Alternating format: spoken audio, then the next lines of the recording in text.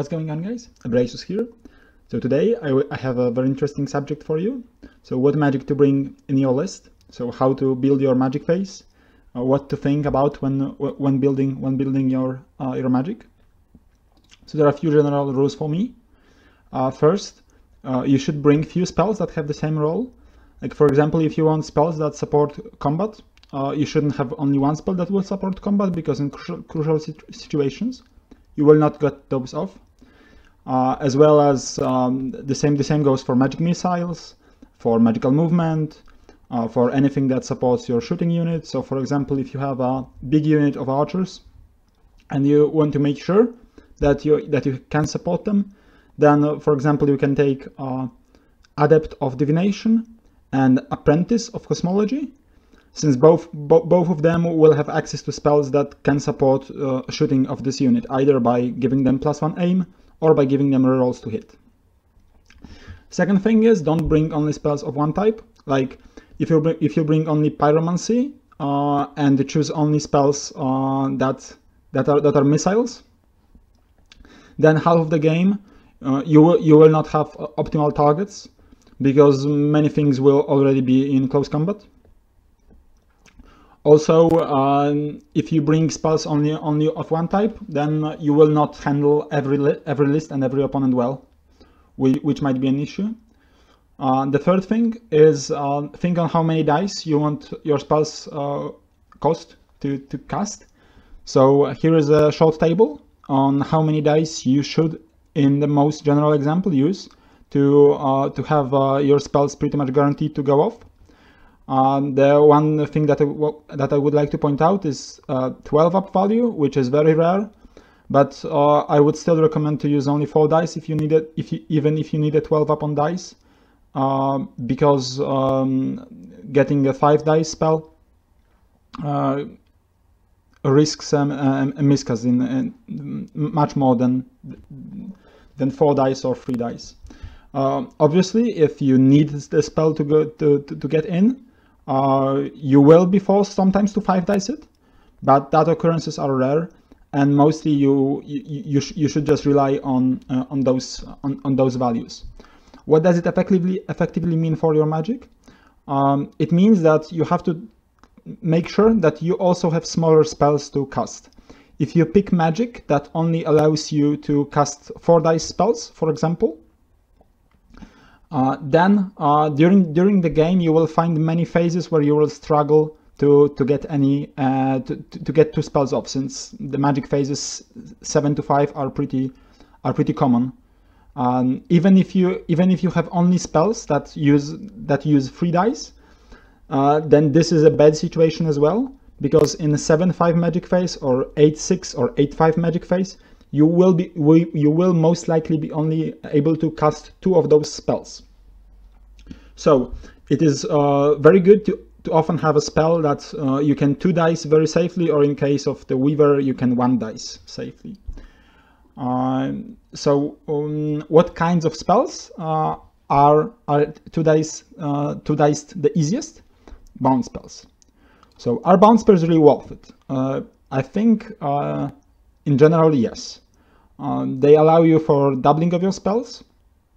Then if your bound spell has a small value of 5, or a bit, like most common is I think 5 on 8 or 4 on 8, and the 8 is very good because opponent practically needs to throw 3 dice in, and the 4 or 5 is also good because the opponent needs to throw 2 dice in to be practically sure that he will dispel it. Bound spells are good in this matter, that you don't rely on casting value and you can double the spells. No, I don't know if I mentioned it. Sorry if I doubled myself here. Which is very valuable of the reasons I said before. Like if you want to have a magic spell, magic movement get in, then having something like Unholy Tome and Evocation Master allows you to be practically sure to get the magical movement in. Also, they are good filler for magic. If you don't want to spend too much for magic, bound spells are usually pretty cheap. So those are good ways to add additional spells and fit the holes in your magic that you lack. So there are basically two extreme ideas for magic builds. I'm not talking about the no magic build, which is obvious why it's extreme, but you can basically go very cheap or very heavy magic invested. So the cheap builds are like you have only master, or you have double adepts, or you have adept plus some kind of conclave.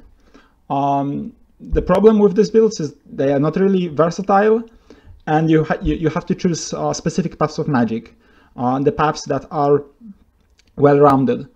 Because like if you go only with pyromancy as your only magic, it is not bad, but you will not get much mileage out of this magic phase in many matchups.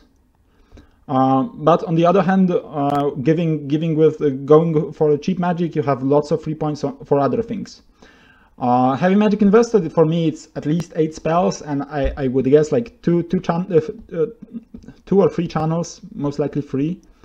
With this amount of spells, this is like master plus adept, so you will most likely get spells for any kind of situation, and you can go for some gimmick spells that can't really be used by the cheap version, because in general situations they are not going to work, so it's a waste to try to get this law. But with the heavy magic, you can allow yourself to get some more interesting laws.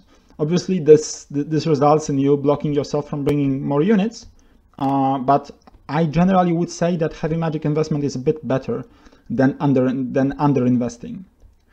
And the reason why I think that is because there are so many multifunction wizards now. And if your army can have a multifunction wizard, I would suggest you to try it out. Like there are a few examples. I think the most prominent are the Orcs and Goblin Shamans, both Goblin Chariot and Orc Chariot. They are very cheap. They work very well, and not only do they bring magic, but also they bring some combat power, which is very valuable. You can also have things like the Druid Apprentice on Elven Horse from Sylvan Elves, which is also a chaff unit. And then you have the expensive version, but a very good one, so the Harbinger of Change on the Blazing Chariot, with 2 spells, with shooting options, pretty decent choice. Okay, so what lores should you probably choose with those types of wizards? Shamanism is probably the most interesting one, because shamanism, if you are going for something like common Orc Shaman on Chariot, then your survivability increases greatly. Even if you go for something like a small middle mage in Ogres, this is a good lore as well. The second one that I very much like, especially on apprentices, but for adepts it is really good as well, is witchcraft. Mostly because witchcraft has the best #1 spell in the game, I would say, which is the movement spell. Movement spells are very rare and they are very, very helpful. This one is a pretty cheap one in terms of casting values, and it has a pretty big range, because the big version is 12-inch movement. This is huge. This is absolutely huge. Then the things you could also pick is like pyromancy, if your list lacks a bit the magic missiles, and then alchemy if you have troubles with dealing with heavy armor. So about the paths of magic themselves. Okay, I have some opinions on them, and I think it is worth for me to share them. So for alchemy, I've played alchemy a lot when I was playing my Infernal Dwarves, but now I haven't played it in a while. I think after the Molten Copper change, it became much weaker, but it's still a very good supporting path. And I think taking an adept in the army where you lack answers to high armor is not a bad choice, definitely, especially because you can still have the +2 armor save, which is useful in most cases. Cosmology, this is supposed to be all very well-rounded path. It has many different spells to cast, many different types, but in general, I think the only thing going for it is small casting values and maybe the range of the spells. But generally, I would say that the spells are pretty underwhelming, and this is definitely not my favorite path. Divination, with the last updates, the extra range from any type of wizard, not only divination wizard, made it probably the best path in the game. It is very well rounded, and if you have a big shooting unit, then this should be probably the path to go for you. Druidism, I've played against it, I've played with it. I think it's just very annoying lore. Like, if your opponent doesn't have very much long range threats, it is very annoying for you, because the lore itself is pretty underwhelming. But if your opponent has only a bit of shooting, then those healing things can be really nasty. Like, it is a good support path, I would say. Evocation, it is very good combat wise, but yeah, I don't like the snipes. I don't feel the snipes. I think that against too many armies, they just don't do much. So yeah. Occultism, one of the least popular paths due to short ranges, but I think that now with the very long breath and the ward save that can affect other units, it is very interesting, especially if you have any way to get +6 inches to the range. It is very well rounded. Pyromancy, yeah, we all know what pyromancy does. With flaming swords, like it is very good for the adept. Like if you bring the master, you will get the bubble, but I don't think it is really worth it.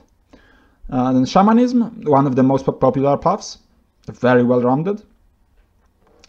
And the spells, like normally in laws you have 1 or 2 spells that are like gimmicks, pretty bad, things you don't really want to take. But in shamanism, those gimmicks are actually useful. So that's a very solid case for it.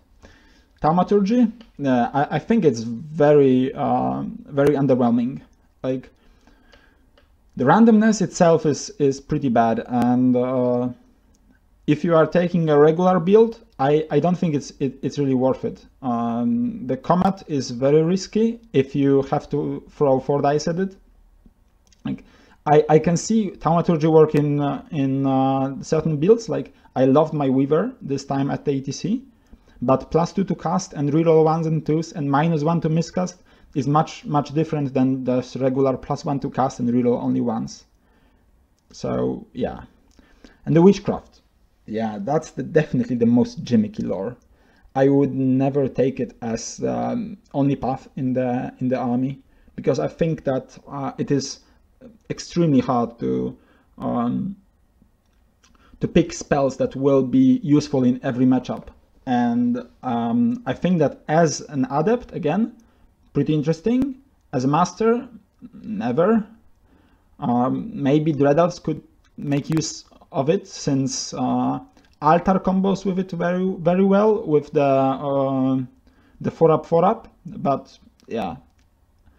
So out of those laws, I would say that 5 of them are very good support lores, and the other 5 should be treated as standalone roles that can be a basis of your army. So I would say Alchemy, Druidism, Evocation, Pyromancy, and Witchcraft are all lores that should not be picked by themselves. The interesting case is for Alchemy and Pyromancy, because you will see them often picked in the lists by themselves, but mostly with the Essence of Free Mind, and then you take Alchemy and Pyromancy at the same time. It's very interesting because Alchemy and Pyromancy basically work in different different matchups. There are very few matchups where you will need both alchemy and pyromancy. So Essence of Free Mind is basically an item that is designed to work with both of those laws. Okay, and for the end I will just tell you which paths I like and which I don't like. So as you might have guessed, the Cosmology is, I think, my least favorite law. Then Thaumaturgy, for the randomness, really wouldn't take it anywhere else than the Weaver. Druidism, since it's really annoying. I don't like to play with it. I don't like to play against it. Yeah, just not a good law. And then from the favorites, Divination and Shamanism, probably the strongest laws now, and Witchcraft, just for the fun of it, and Apprentices of Witchcraft in forms of things like Demon Princess from the Demon Legions and Harbingers. Really interesting. I think this is definitely the best lore for the Apprentice you can have.